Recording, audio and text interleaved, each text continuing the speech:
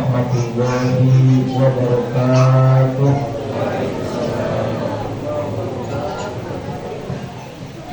Bismillahirrahmanirrahim. Bismillahi ma sya'allah. Bismillahi tawakkalna 'ala Allah. La hawla wa la quwwata illa billahil 'aliyyil 'azim.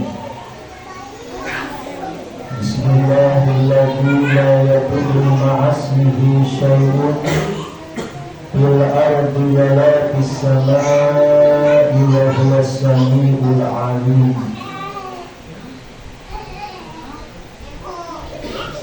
Alhamdulillahi wahdah sadaqa wa'dah wa nasara 'abdahu wa a'azza jundahu wa hazama al-ahzaba wahdah. Asyhadu an la ilaha illallah wahdahu la syarika lah wa asyhadu anna Muhammadan 'abduhu wa rasuluh la nabiyya wa la rasula ba'dah. Allahumma salli wa sallim ala sayyidina Muhammadin wa ala alihi wa sahbihi ajma'in. Qala rabbi ishrah li sadri wa yassir li amri wahlul 'uqdatam min lisani yafqahu qawli. Ya fattahu ya alim iftah lana futuhal 'arifin. Amma ba'd. Qala Allah Ta'ala, walaupun dengan memakai kalimat Arab, di Arab sendiri itu tidak mengenal, bahkan tidak ada yang namanya acara halal bil halal. Memang tercetus halal bil halal ini dulu waktu ketika Indonesia setelah merdeka pada tahun 45. Di tahun 48 Indonesia terjadi disintegrasi bangsa, di mana para elit politik ternyata kondisi itu sering bertengkar, tidak mau duduk satu forum. Maka ketika pertengahan Ramadan di tahun 48, Bung Karno selaku Presiden Indonesia memanggil seorang tokoh ulama yang bernama Bapak Kiai Haji Abdul Wahab Hasbullah untuk diminta pendapatnya tentang menyikapi kondisi Indonesia yang tidak sehat. Maka pada akhirnya Bapak Kiai Haji Abdul Wahab Hasbullah memberikan pendapatnya kepada Presiden agar setelah Ramadan mengadakan pertemuan besar nasional, mempertemukan para elit politik untuk mengadakan silaturahim. Ternyata kata Bung Karno, kalau silaturahim itu hal yang biasa. Kira-kira memakai istilah yang lain ada tidak? Maka Bapak Kiai Abdul Wahab memberikan, karena elit politik sedang berselisih. Menurut agama berselisih itu dosa dan dosa itu haram, maka sesuatu yang haram harus dihalalkan. Maka ketika itulah mencetus acara silaturahim tersebut disebut dengan halal bil halal, atau dari kalimat halalun bihalalin, saling melepaskan, saling memaafkan, saling membebaskan. Maka dari situlah sampai sekarang di kita Indonesia, maka setiap pertemuan awal setelah Ramadan mengadakan acara halal bil halal. Bapak Ibu yang saya hormati dan Allah muliakan, karena acara halal bil halal ini adalah bahasanya Pak Bu, dina istilah Sundama ulah sampai ayat gantara kakaitan. Tidak hanya hakul adami tapi juga hakullah. Makanya dalam surat Ali Imran ayat 112 Allah berfirman, Bismillahirrahmanirrahim, duribat alaihimud dillatu aina ma suqifu illa bihablin minallah wa hablin minan nas, yang artinya wallahu a'lam bimuradi, mereka diliputi oleh kehinaan di mana saja mereka berada. Mereka adalah menunjukkan kepada kita Allah memandang manusia itu, Pak Bu, kondisi manusia di mana saja mereka berada kondisinya hina.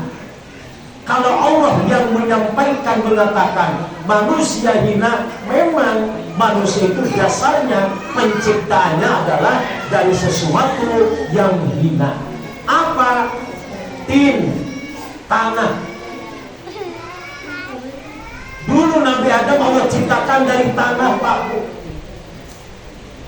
Yang namanya tanah sering kita injak. Yang namanya diinjak adalah sesuatu yang hina. Karena Nabi Adam dari tanah, maka kita turunannya pun setelah meninggal wafat akan Allah kembalikan ke dalam tanah. Maka kita berasal dari tanah, maka kembalilah kepada tanah. Makanya yang saya sampaikan Bapak Ibu, seperti hanya karakter dan warna tanah, Pak. Tanah itu kan 31.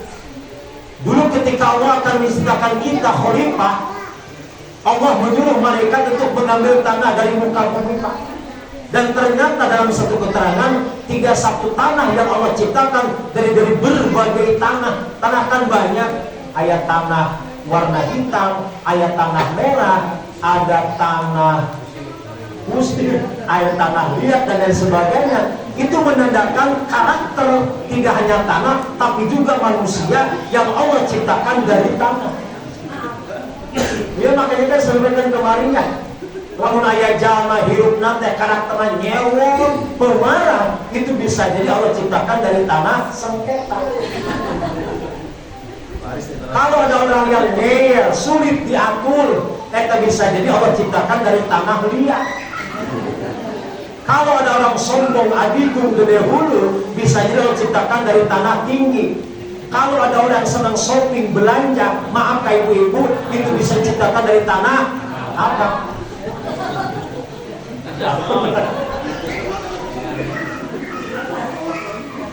Mun tanah kusri mah sok naik bedel mana? Makanya karakter manusia berbeda karena dulu Allah ciptakan dari tanah, dan tanah rupa-rupa, Pak Bu. Ya sih, mudah-mudahan kita yang hadir di sini ahli ibadah, resep ibadah, mudah-mudahan dulu Allah ciptakan kita dari tanah suci. Amin. Tidak hanya dari tanah, Pak. Allah menyebutkan manusia hina. Tidak hanya tin, tapi kan nutfah juga hina. Nutfah itu kan maaf air yang hina. Makanya Bapak Ibu, kenapa sih harus ada perasaan hina dalam diri kita? Agar timbul sifat tawadu. Orang hina itu jelek, tapi merasa hina itu baik, Pak. Merasa hina di hadapan manusia, merasa hina di hadapan Allah, seperti itu.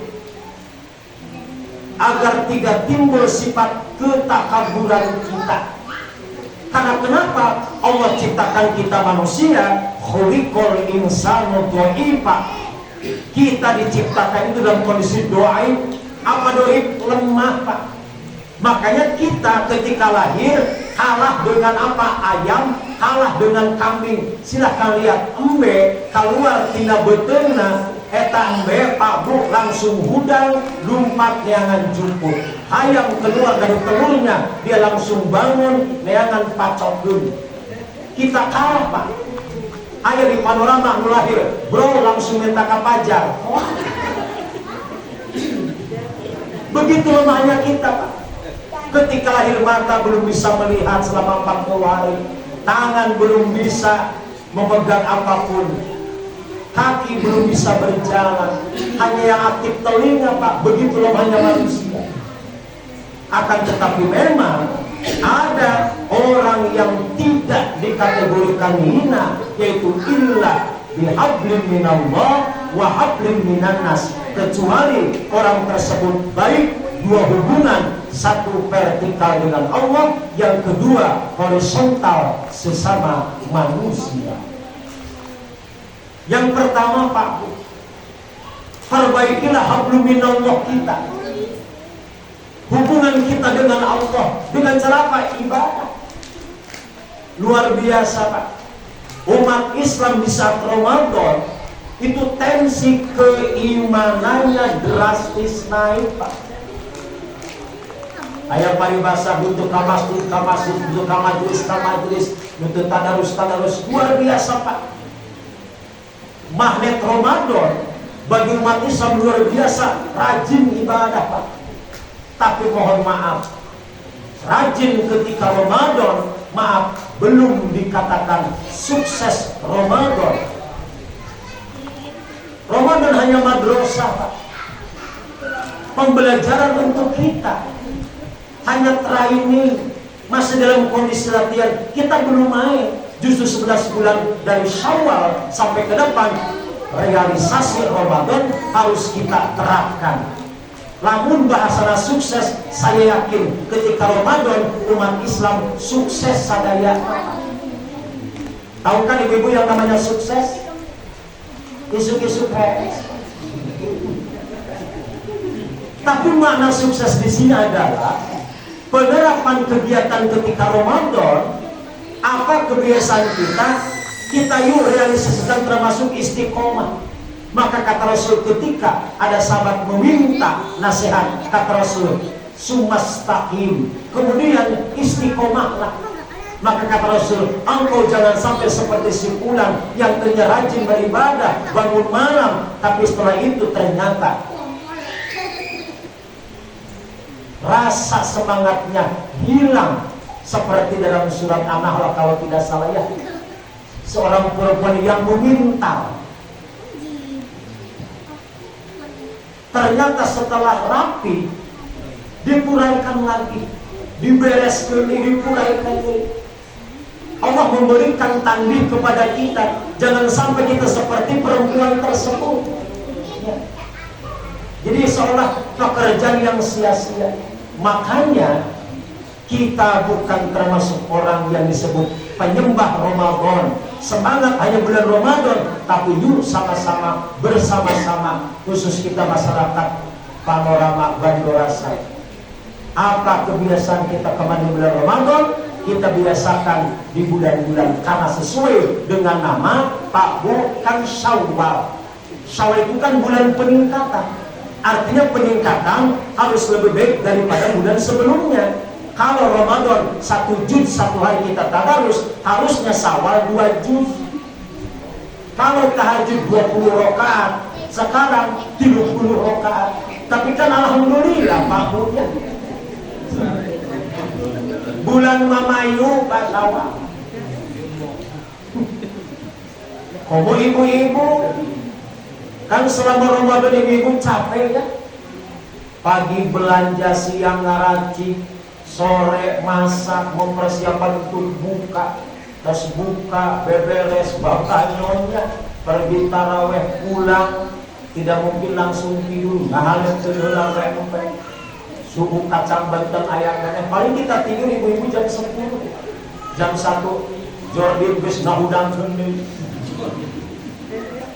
Ini halus, estenya teloret nanti. Gunakan baik. Bangun lagi. Jadi ibu-ibu sadin teh mung tidur jamnya punya pulang teh. Makanya tidur puluh poe. Mata balas dendamnya ketika lebaran punya.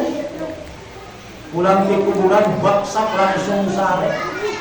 Saminggu kali budak. Menjaga hablum minallah kita beribadah kepada Allah. Kan itu yang namanya ibadah. Ya. Kebutuhan dalam hidup kita, walaupun secara hakikat ibadah merupakan perintah dari Allah, Allah tidak membutuhkan ibadah kita sedikit pun. Justru ibadah yang kita laksanakan untuk diri kita. Maka saya sudah sampaikan Bapak Ibu, Ramadan agar bisa merubah diri kita, terutama dari sifat karakter kita yang tadinya destruktif kepada konstruktif, negatif kepada positif, dari amal jelek berpindah kepada yang baik. Yang saya sampaikan Bapak Ibu, berpuasa tujuan tidak hanya inti hakikat la'allakum tattaqun, itu secara hakikat nanti untuk di akhirat Pak Bu, karena orang yang akan menjamin mendapat jaminan dari Allah, garansi terbesar dunia akhirat adalah orang-orang yang bertakwa. Intinya yang pertama adalah merubah apa? Tabiat karakter kita, Pak, dengan puasa Ramadan. Karena kalimat min qablikum yang dibacakan dari Pak Ustaz Firdaus itu kan berpuasa tidak hanya kita, Pak, tapi orang-orang sebelum pun itu berpuasa dengan tujuan tentu sama, la'allakum tattaqun, cuma dengan cara yang berbeda. Seperti Nabi Adam berpuasanya ayyamul bid atau ayyamul syuk. Ayyamul bid kan 13, 14, 15, atau hari terang 27, 8, 29, 20-nya. Nabi Idris itu makanya bila ruh 3 yang bernyawa. Nabi Nuh berpuasa ketika memotong kayu. Nabi Musa ketika dia naik ke gunung Tur Sina atau Sinai itu berpuasa, Pak. Nabi Dawud puasanya selang-seling, 1 hari puasa, 1 hari tidak. Tapi intinya semua berpuasa. Hanya kita berpuasa setahun sekali setiap Ramadan. Dan berpuasa harus betul-betul merubah diri kita. Yang tadinya malas menjadi rajin, yang tadinya belang bentong menjadi bentong belang. Rajin itu maksudnya berubah. Maka tujuan puasa itu adalah itu yang pertama. Yang kedua, Bapak Ibu, jaga hubungan baik kita dengan apa? Hablum minan nas. Makanya salah satu yang ditunggu umat Islam, euforianya kita, sukacitanya kita, kapan? Ketika malam takbiran, Pak. Luar biasa, Pak. Umat Islam luar biasa senangnya ketika malam Lebaran. Ya mudah-mudahan senang kita karena kita sudah sukses mengalahkan hawa nafsu. Karena dalam satu hadis, maaf, termasuk orang yang dangkal imannya, orang yang berbahagia senang ketika datangnya Lebaran, Pak Bu, dia tidak merasa sedih dengan berpisahnya Ramadan. Karena dalam satu hadis, di akhir Ramadan langit, bumi, dan para malaikat menangis karena dia melihat umat Muhammad akan ditimpa musibah. Kata sahabat, apa ya Rasul musibah? Berpisahnya umat Muhammad dengan bulan Ramadan. Maka salafus soleh menangis, Pak, sampai terseduh-seduh. Karena apa? Ditinggalkan berpisahnya dengan bulan yang mulia. Karena tidak ada doa yang diijabah, tidak ada ibadah yang diterima dan berlipat ganda, tidak ada siksa yang dihentikan. Itu hanya ada pada bulan Ramadan. Bapak Ibu yang saya hormati dan Allah muliakan, dalam hablum minan nas, Pak, momen Lebaran adalah momen yang luar biasa. Lihat, Pak, tradisi kita Indonesia, mudik itu seolah-olah wajib, Pak. Makanya lihat keluarga kita di kota-kota besar kembali ke kampung halamannya. Mudik seolah menjadikan satu hari yang wajib. Intinya pulang kampung, Pak.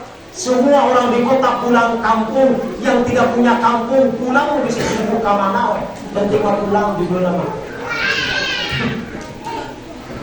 Karena memang, Pak Bu, di sanalah kebahagiaan ketika mudik. Ya sebetulnya bukan mudik, istilah kita saja. Sebetulnya tujuan ingin bersilaturahim kepada sanak keluarga.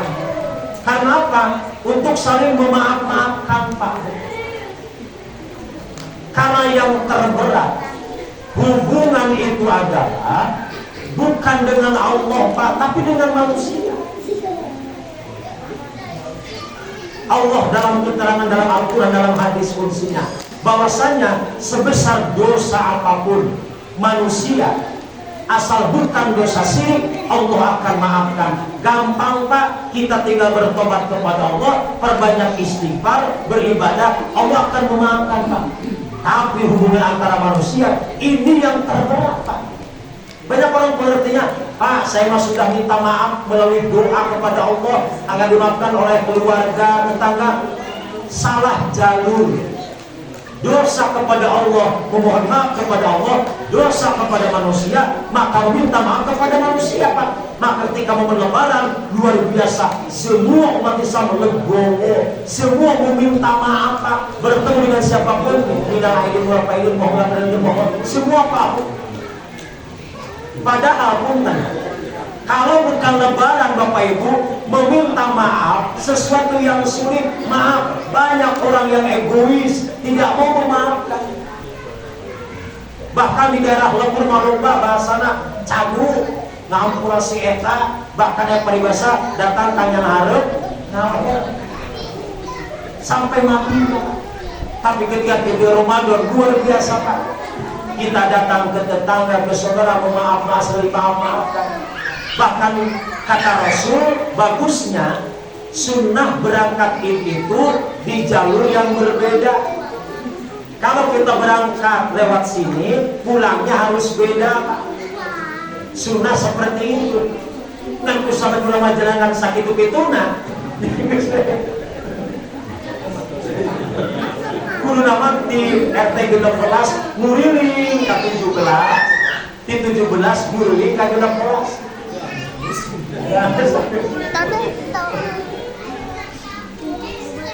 Agar kita bertemu dengan saudara, tetangga-tetangga kita Pak, saling memaafkan.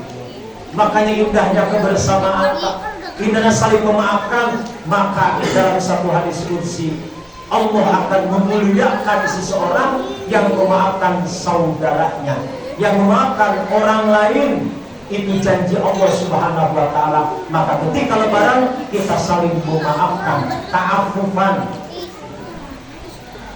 Maka kan Ibu, istilah meminta maaf teh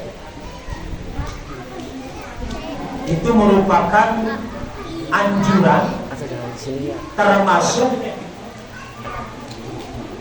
merupakan simbol dari lebaran. Makanya ibu-ibu, setiap lebaran itu kan ada simbolnya. Kita ngirim WA, halal bihalal di sekolah, di instansi pemerintah, di baliho, di sepadukan suka ada simbol, yaitu ciri khas makanan. Setiap lebaran itu pasti ada. Nah ibu-ibu, kupat.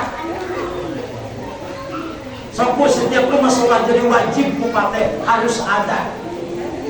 Kalau tidak ada sesuatu yang kurang. Makanya simbol lebaran teh kupat. Kita lagi WA ke saudara, ke guru, tetangga, gambarna kupat. Halal bihalal, Idul Fitri, gambarna kupat. Tapi memang Bu, matchingnya kupat tuh matching. Cik sekali-kali Bu ngucapin Idul Fitri, gentos ulah kupat, gentos kuburas atau kulontong, dateng ngepas iya. Jadi halal bihalal dengan kupat. Kenapa sih harus kupat Bu? Siapa yang pertama mengenalkan lebaran harus kupat simbolnya? Ternyata Sunan Kalijaga yang mengenalkan simbol lebaran itu kupat. Ternyata kupatnya ngandung makna dua. Kupat yang pertama laku papat, tingkah laku yang empat: lebaran, leburan, luberan, laburan. Yang kedua, kupat maknanya ngaku lepat, mengakui kesalahan. Ketika mengakui kesalahan harus meminta maaf. Maka kupat ketika dimakan dengan opor ayam. Opor ayam ada kuah, kuah tersebut dibuat dari santan, maka disatukan jadi kupat santan. Ngaku lepat, nyumun pangapun dan bisa ada. Jalan Paris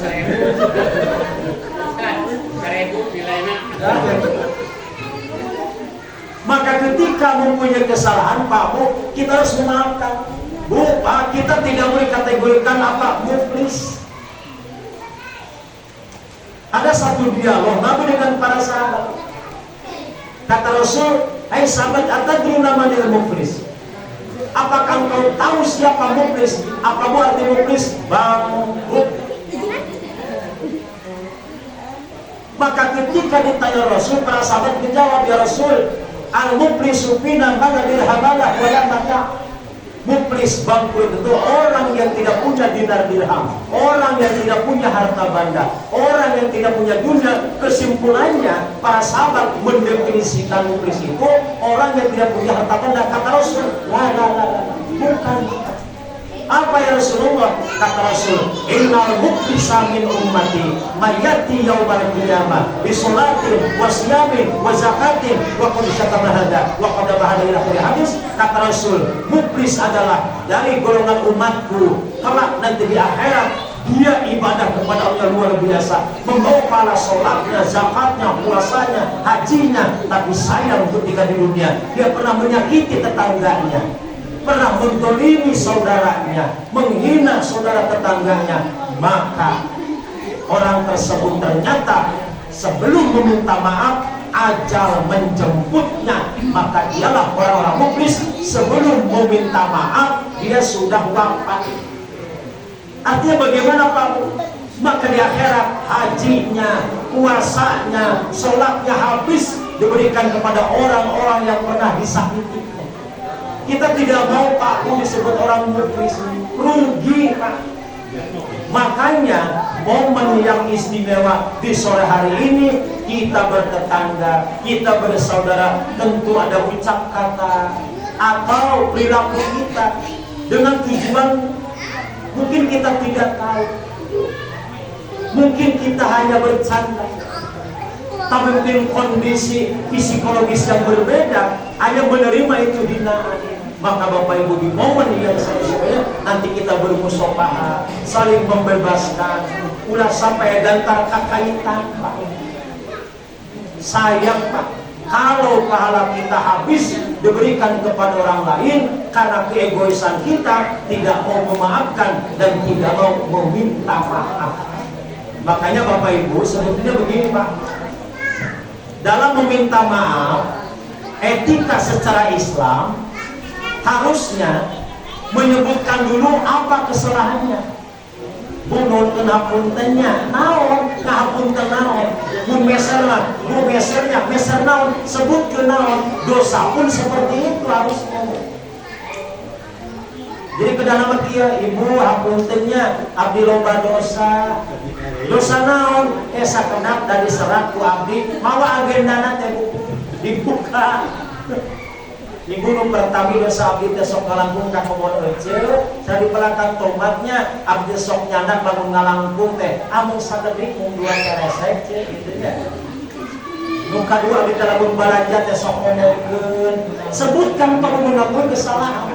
Baru setelah kita menyebutkan kesalahan, baru kita meminta maaf. Itu etikanya seperti itu. Tapi saya yakin urang can pernah gitu. Nu aya lain kala pada saya paingan nu kalisuk yang ceuli si ece sok ngomongkeun. Makanya ada cerita si Dadak jeung si Waru. Si Dadak teh asup rumah sakit sabulan teu waras-waras. Si Waru ngalayat, kata si Dadak, kebetulan anjeun ngalayat cenah kuring kalau dosa ka maneh. Bisi kuring maot hampura. Jeung si Waru dosa naon? Gede ka maneh teh Waru dosa kuring hampura si kuring maot. Dosa naon? Cik si Dadak, ingat 3 bulan ka tukang, pamajikan maneh eueuh saminggu nya ditolak kuing.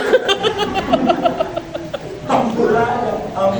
Cik si Waru geus nangis di hampura. Cik si Waru kuring datang tadi ke saudara kita hampura ada sing maneh maot kada bagi boga dosa sarua kuring cik si Waru sing apal hayang apa dosa kuring ka maneh Dadak hampuranya maneh asup rumah sakit teh di endring yang geus satu lunas itu. Jadi mengakui kesalahan itu harus meminta maaf ya. Makanya Bapak Ibu, nanti kita bermusyawarah, saling bersalaman untuk saling memaafkan. Terutama Bapak Ibu ya, dalam masalah maaf itu adalah dengan orang-orang terdekat dengan kita Pak.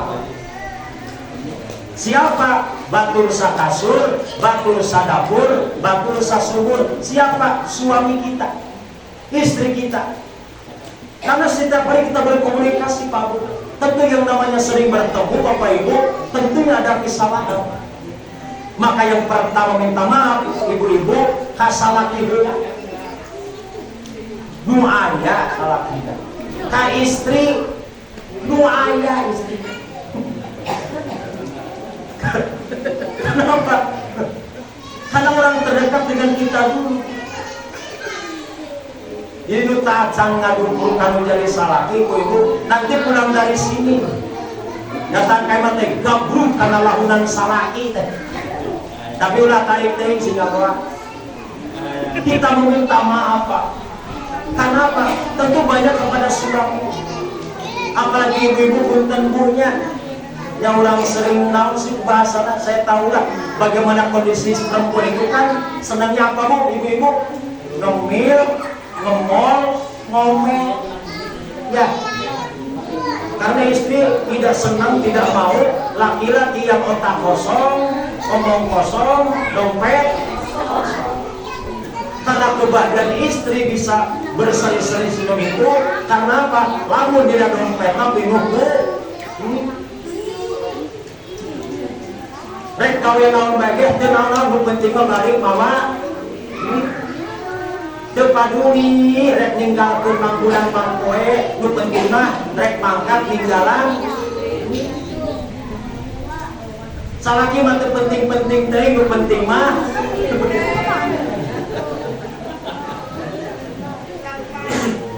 kan mun naon deui atuh.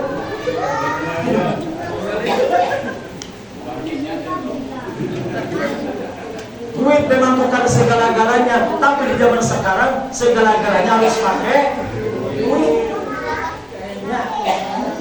Zaman numohon PG butuh doa.